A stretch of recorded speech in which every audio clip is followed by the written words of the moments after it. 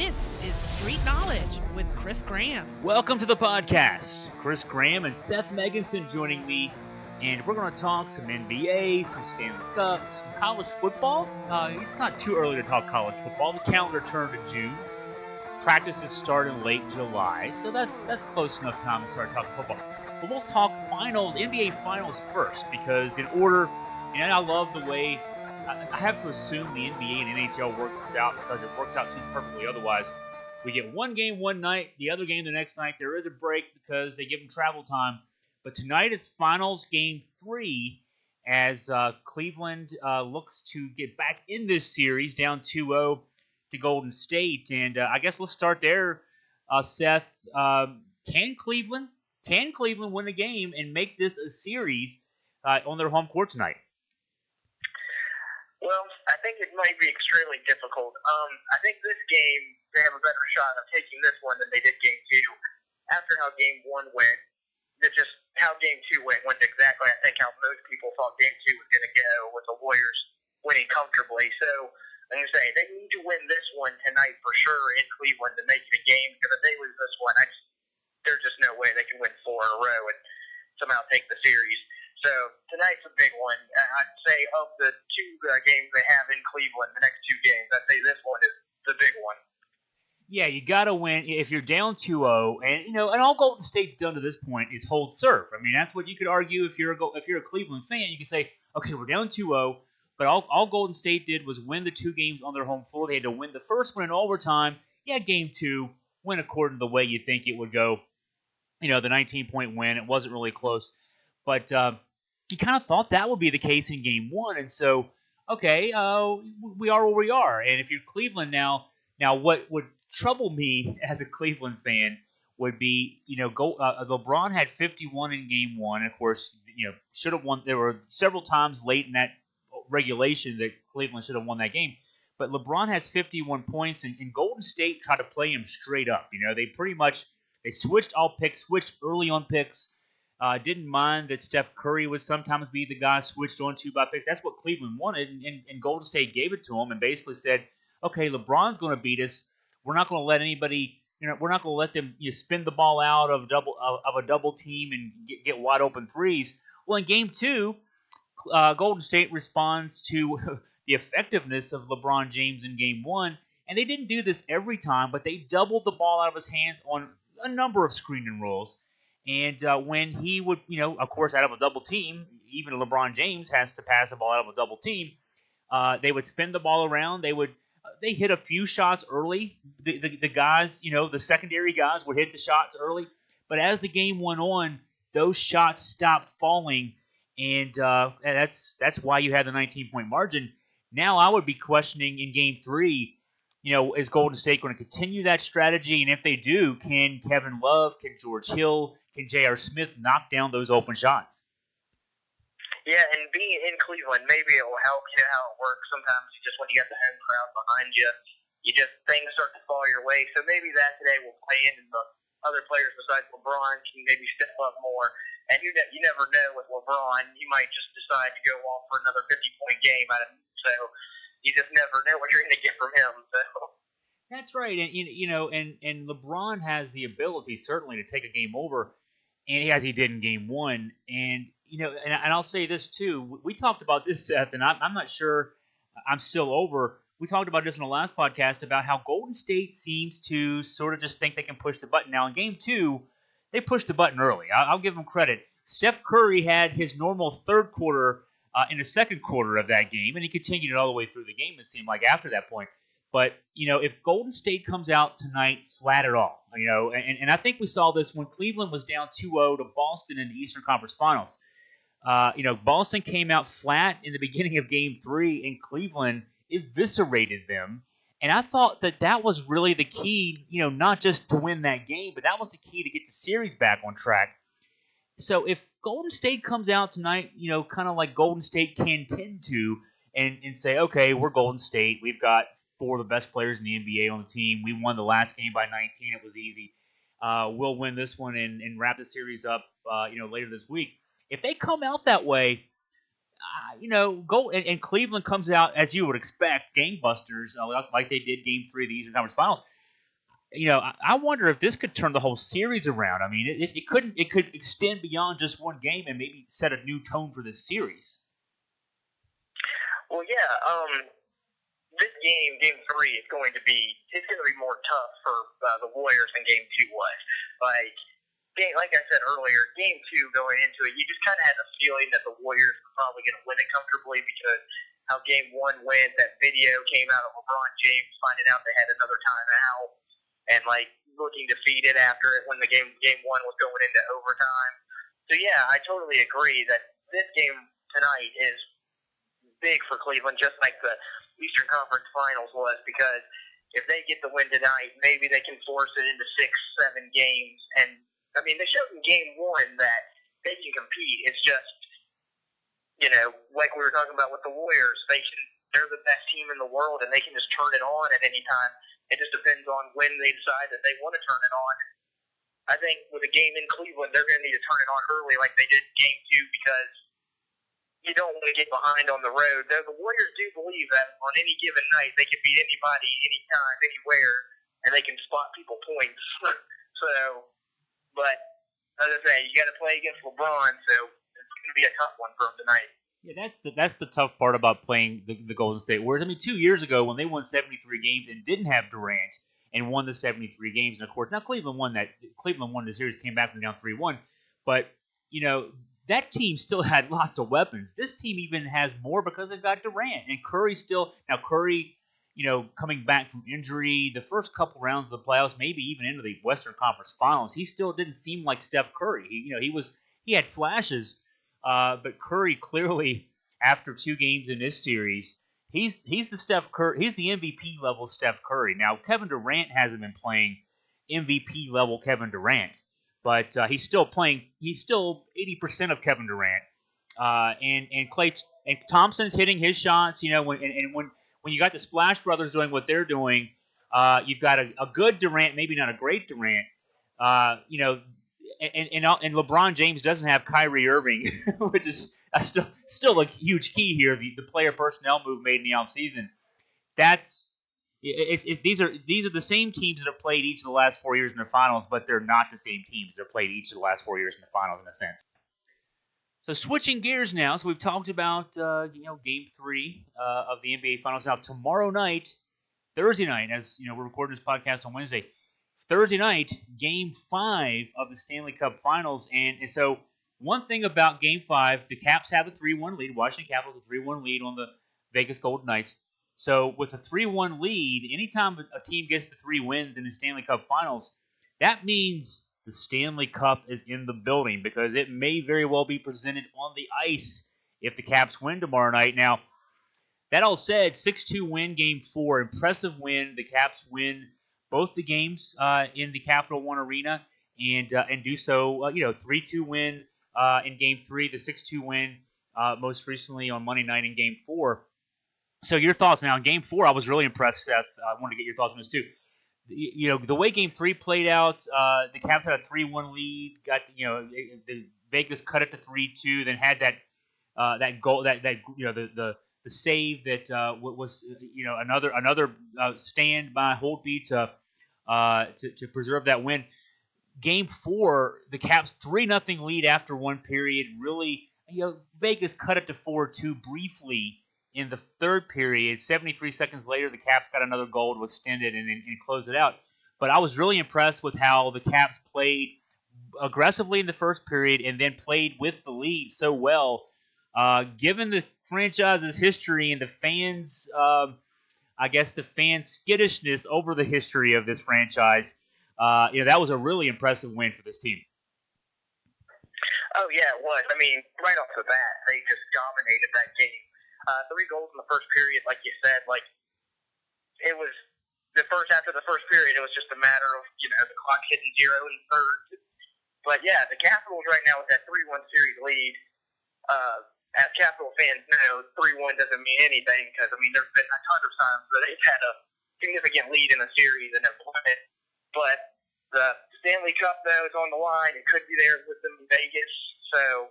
It's a chance for them to finish it off in Game 5, so we'll see what happens. And Braden Holtby has been, we talk about in hockey It's not like any other sport really in terms of how the impact that one defender can have in a series. In baseball, the best starting pitcher in a 7-game series, you may see him 3 times, likely see him twice, but you may see him 3 times. In basketball, the ball moves around so much that one defender, say Andre Iguodala on LeBron James, can only have so much of an impact. But in hockey, the goaltender can have such an impact. And Holtby has really, now after Game 1, gave up 5 goals in Game 1. It was a 6-4 loss. It was an empty net goal at the end. But since that loss, of course, he has the famous save in Game 2 that we'll all, especially if the Caps win this series, we'll never forget that save. And then aside from that one sort of brain cramp where he tried to play a puck behind the net and kind of flubbed a bit on the pass out and left an empty net goal. He had a great game in Game 3, and then even last night with the big lead, he was under attack a lot on Monday night, I should say. And so, Holtby has really been, with all the offensive stars that the Caps have had, Holtby's been a key back there net minding for the Caps. Oh yeah, he's been terrific. Like we were talking about, it was Game 2 where he made the save. Yes. When he made the terrific save, he's been like, if the Capitals win this 5, 6, 7 games, I think you got to make him the MVP. Just because, that whole play, like we talked about in the last podcast I was on with, I think it might have been a series-changing play that he made. Like the Knights, I think, might get 1 or 2 more games. But yeah, I'll just say, ultimately, there's a good chance that the Knights would have scored there. They would have won maybe in overtime, and then we're talking about a whole different series now. So yeah, he has just played absolutely great. But Ovechkin has stepped it up, and you can tell when you watch it, like how much this means to him. Backstrom's been playing good. Wilson's hitting people all over the place like he normally does. So yeah, like everybody for the Capitals bringing their A game. Yeah, Devontae Pelly-Smith, a couple of bad penalties early in Game 3. And I was getting ready to tweet. I was literally just getting ready to tweet after the second one, like, wow, he's DPS having a terrible game. Then he scores a goal to help extend the lead in that 3-1 win. He had another goal on Monday night. So the fourth line's producing. What you're seeing here is what Caps fans have thought they would see for years and years. The franchise, built front office, put together a great roster. Barry Trotz. He pushes all the right buttons. He has in recent years in the regular season, pushes them so well, and then they were kind of just snake bitten in the playoffs. And maybe and it's still obviously one more win to go for this Caps franchise, but maybe karma's catching up here a little bit. Maybe the hockey gods are saying we've made you endure enough because you're seeing the fruits of a strong organization, a deep roster. 4 lines that can all do what they need to do. The power play obviously is very effective. A goalie in Holtby that is the old saying is standing on his head, and that's how good he's playing. So yeah, you're seeing just a good, deep, talented roster playing at its best right now. Yeah, and you were talking about the hockey gods. When it shows a sense of humor that the hockey gods have, though, if somehow they let Vegas come back and win this 4-3, a new franchise that's hasn't been waiting around for anything, and the snake-bitten franchise, the Capitals, that happens to them again. Yeah, and that's the other side of this is you can't take away, of course, and Vegas had, now it's 3-1. There are 3 games left in the series, potentially 3 games left in the series. 2 of those 3, if we do go the full 7, are in Vegas. So the blueprint for Vegas is hold serve in Game 5 at home, send it back to DC. Steal one there, you got Game 7 at home. So that's still, that's why when you talk about a 3-1 lead, this isn't just Caps fans, being nervous Nellies, worrywarts, because that's what Caps fans are. This is, hey, this series is still a series, and all they've got to do is win. All Vegas has to do is win 1 on the opponent's ice, the home ice, to take this series. If they hold serve at home and steal 1 in DC, that's the hard part, though. For Caps fans, and I think that you might sense this a little bit. I was watching the simulcast of one of the local shows on TV the other morning, so you've got Caps fans who, yeah, obviously they know this history. They know that their team has coughed up leads. They know their team has failed to perform in the clutch in recent years. So do you want to see your team win in Vegas on Game 5 and just clinch it out, or would you not be upset if they won it on the home ice and got to celebrate there in front of everybody? And I bet some franchises, I bet their fans will say, "Oh, let's just win it at home. That'd be great." I bet Caps fans are saying, "Just win it out there. Who cares? Let's just win it and get it over with." Yeah, exactly. I was going to say, if you're a Cavs fan and you want to win it in D.C., so you want them to lose Game 5, have you not known the history of this team? Like, go ahead, win it, get it over with. Like you said, the sooner the better. And I'm sure that's what I would say 99% of the Capital fans are probably thinking. Yeah, they'll enjoy the parade if that happens, right? They'll enjoy the parade. They can, and of course I'm seeing that the Capital One Arena, they're actually requiring now, the tickets are free, but those who want to go to the Capital One Arena to watch for the watch party tomorrow night, they're requiring you to get tickets even though they're free, just because they anticipate that place is going to be packed with people who want to get together, watch it on the big screen. And I still guarantee you that even though that place is going to be packed with hockey fans watching it for free on the big screen, there'll still be another 10 or 15,000 people out front there in front of that National Portrait Museum where Caps fans have been gathering after wins in recent weeks. There's still going to be a lot of people spilling around out there. It's a neat environment. Washington, for those local fans listening in, Washington is only 2.5 hours away for us, so it's local enough for us too in Virginia. It's a sports town that, with the Redskins back in the 80s and 90s, there was a lot of winning back then, 3 Super Bowls, most recently in 92. You've had the Wizards, of course, haven't won in a long time. The Bullets won a championship back in '79, so that's a long time ago as well. You've had the Nats, the Nationals, who've been really good in recent years, 4 playoff appearances since 2012, but haven't gotten past the first round with some really good teams. You've had the Caps, who, Vezina Trophy winners, division championships, etc., can't get to the big game. They're finally there. This isn't just the Capitals. This is DC sports fans kind of letting all their frustrations out. They got one more to go, but it's been fun to witness just from a Washington sports fan perspective. Sort of the giddiness in anticipation of what may be getting ready to happen as it's happening. Oh, yeah, big time for Washington sports fans. Like you were saying, it's been since the early 90s where they had a team the Capitals did in the late 90s get to the Stanley Cup, but they got swept. But, like the Redskins in the early 90s is the closest they've come to a championship in a long time.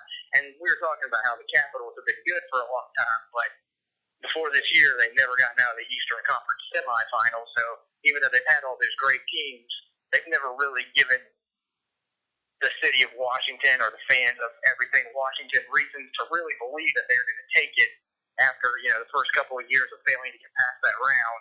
So yeah, it's a big time for the city.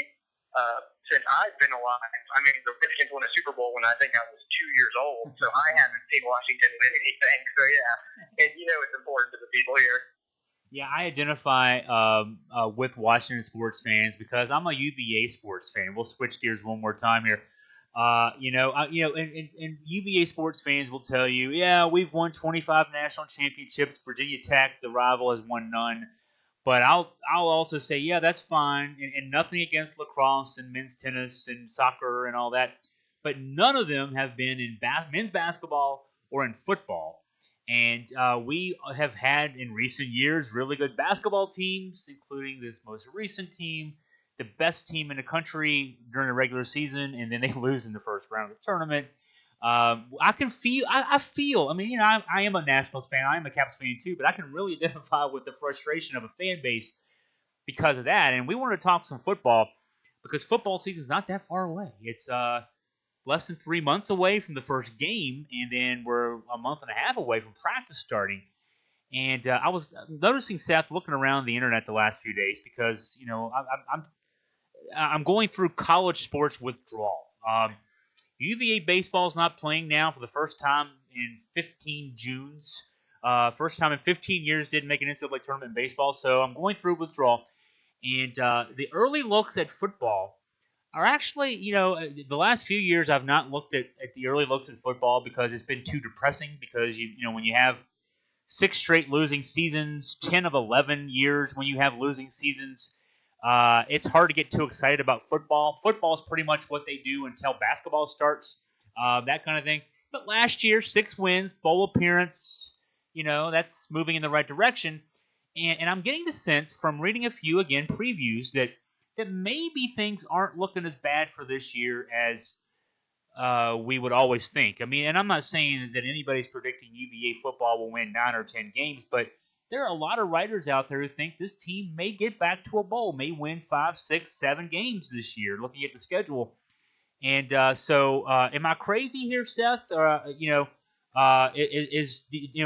thought about this? Do you think, another chance at a bowl game is possible this year? Well, I think a chance at a bowl game is possible, but I think that's also the ceiling. I think 6 wins, maybe 7 is the ceiling for this team.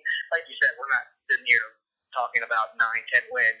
Like, if they get 6 or 7 wins, that's the best case scenario for the team.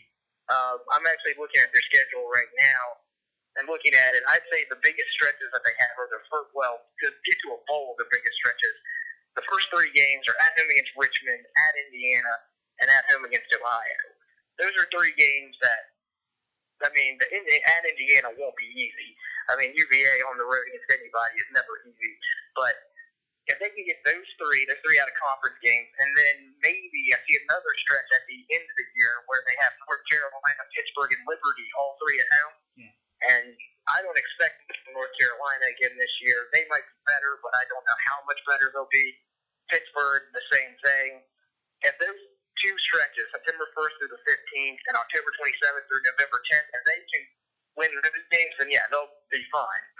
Though if they can win maybe 4 or 5 of those games and maybe upset somebody along the way, because as bad as Virginia football has been in recent years, it always seems like they do pull off one win that you didn't see coming. So yeah, I mean, 6, 7 wins I think is the ceiling, and then we all know what the basement can be for UVA football. It can be 2 or 3 wins. Yeah, I think your assessment is kind of where I'm going too. I look at the schedule and say, now of course Richmond. I mean, we remember 2 years ago Richmond came in and hung one on us, led 30-7 in the fourth quarter. I think the final score was 37-20. Was not that close, and that was a shock, an eye opener, and that was Bronco's first game in Charlottesville as the coach of UVA. That was tough. But I think that the program is definitely a lot better than it was 2 years ago, and that's one we'll go ahead and pencil in.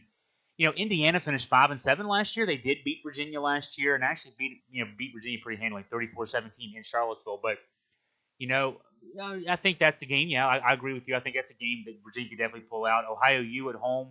This is not Ohio U in the MAC has been good in recent years, but not the last couple of years. And I think that's a game Virginia. We should anticipate being a game we'll be favored in. I look at Louisville at home September 22nd, and now Louisville, it's early in the season for them. They don't have Lamar Jackson back at quarterback. I mean, they'll have somebody at quarterback, and they've still got the system in place and everything else. But Virginia's played Louisville well in recent years. That's the game 2 years ago, the year that Lamar Jackson won the Heisman. Virginia should have won that game in Charlottesville. The game last year, the final score wouldn't indicate, but it was actually a decently competitive game. So I'm not ruling that one out, but yeah, Louisville should win that game, but Virginia should be competitive. NC State on the road the 29th, throw that one away. Then you got a bye. Then you come home. You got Miami at home.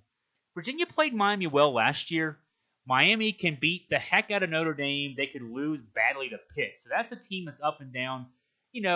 I'll give that one to Miami, but I think Virginia could be competitive in that one. At Duke, Virginia's beaten Duke the last couple of years. I think Virginia can win that one even on the road.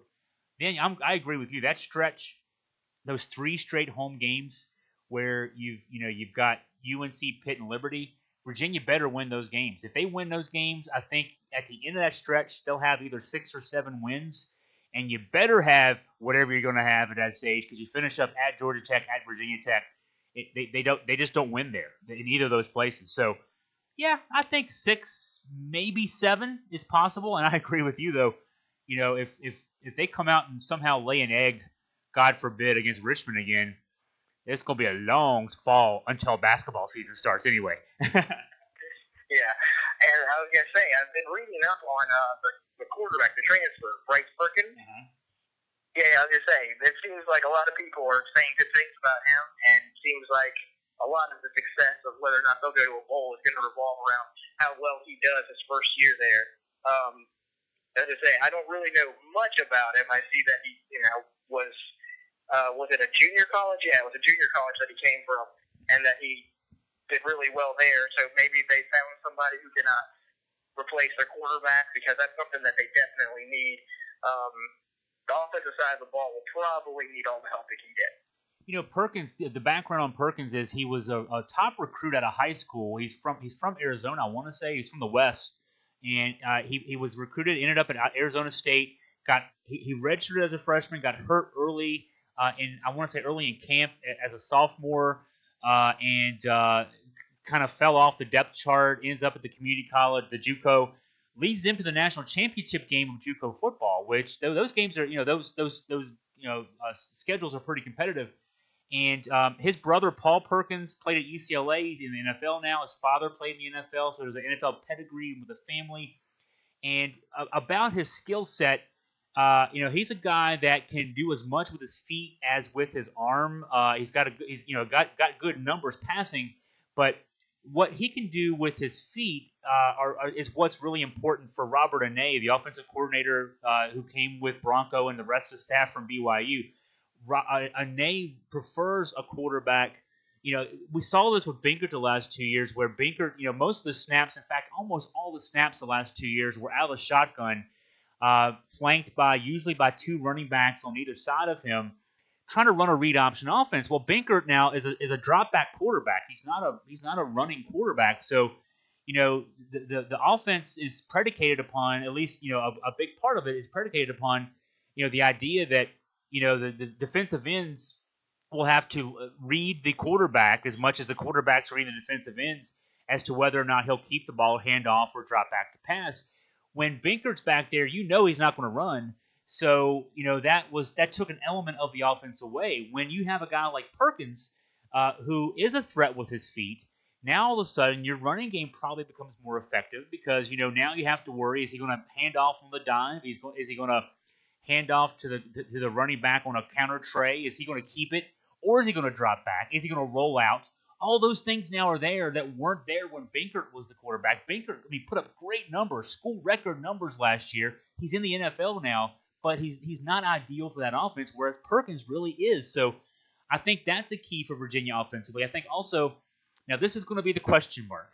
It was the question mark at the end of last season, the offensive line. As the second half of the season played out last year, Virginia had so many injuries in the offensive line. In fact, they only had 5 healthy guys for the Military Bowl game. That's why you saw what you saw there as much as anything. This year the offensive line it's still young. I looked at the roster and kind of analyzed this, and these numbers kind of scare you a little bit going into a season. 9 offensive linemen on the roster right now: 1 true freshman, 3 redshirt freshmen, 4 sophomores, 2 juniors. So that's it. That's what you got. You got young guys. But hopefully they stay healthy. They can keep Perkins standing upright. That'll be key for the offense. And I think Perkins, if he can stay healthy, you're going to see a different offense out of this team than you've seen the last couple of years.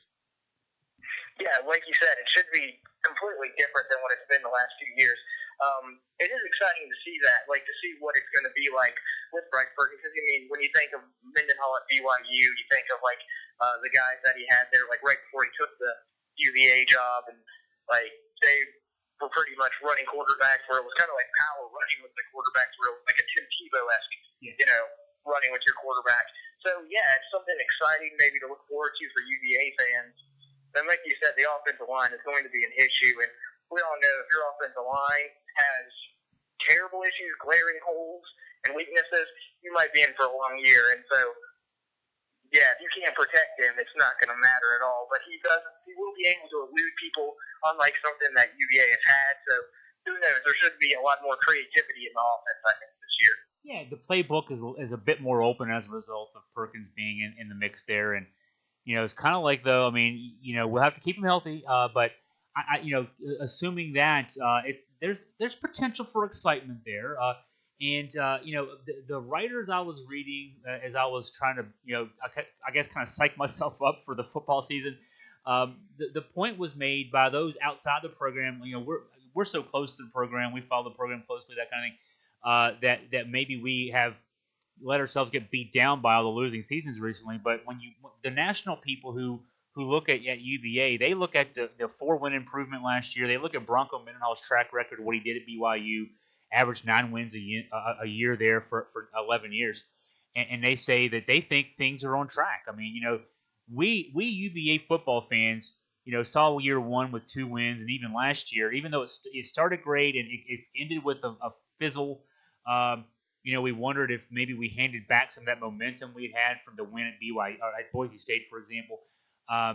The national folks can be a little more calm about that. They can say, UVA's on track. So, I want to take their optimism. I'm still a bit cynical because there's good reason for that. Al Grove made me cynical. Mike London made me very cynical. The last couple of years haven't really improved me on that. But, I want to believe that. And I think that this year could be essential in that respect. I don't think you need to win 8 or 9 games because I don't think this team can win 8 or 9 games. But if they can just get back to 6 wins, play another bowl game, that offensive line that I talked about, how young it is. Perkins is only going to be he's got 2 years of eligibility left, so he'll be back strong again for that senior season next year. The defense has got a lot of youth. I mean, you lose Micah Kaiser, Quinn Blanding, and Andrew Brown, but you've got a lot of guys, freshmen, redshirt freshmen, sophomores, who are going to play key roles this year. They'll be a year older. If they can get 6 wins this year, build some confidence, I think that 2019 season can be exciting. And, I know that for UVA fans listening, they might say, well, that means we got to sit through another 2018. It's going to be frustrating. But you know what? It took George Welsh a while to build a program, and I think if we give Bronco a chance, I think he can get us moving in the right direction even more. Oh, yeah, definitely. I think you got to give Bronco even more time. This team might not be as good as last year's team, sorry. It might not be as good as last year's team, but I feel like most UVA fans would agree that they understand that this is a process. Like, it's still not fully, I know it's year 3 under him, but it's still not fully probably what he envisions UVA football to be under him and everything. So, like I say, it's going to take a couple of more years. Like you said, maybe next year they'll be even more competitive because they do have a lot returning for next year, but we don't need to go ahead and look into 2019. We can focus on 2018 1 year at a time. But, yeah, I'm going to say, I think most people know that it's a building process. And last year, I think bought Mendenhall a little more time, frankly, because, last year I honestly thought that they maybe win 4 or 5 games. So getting to a bowl, whether or not it didn't matter that kind of towards the end they fell off a little bit, I think that bought him some more time to build up what he's trying to in Charlottesville. Yeah, and the ACC seems to think that he'll build it up by 2020. So that's a couple years even further down the road. But in 2020, Virginia opens that season Labor Day night against Georgia. The ACC doesn't want to put a also ran Virginia team on Labor Day night against Georgia, who played in the national championship game last year. They want a good Virginia team representing the ACC on Labor Day night in front of that national TV audience. So there's your timer.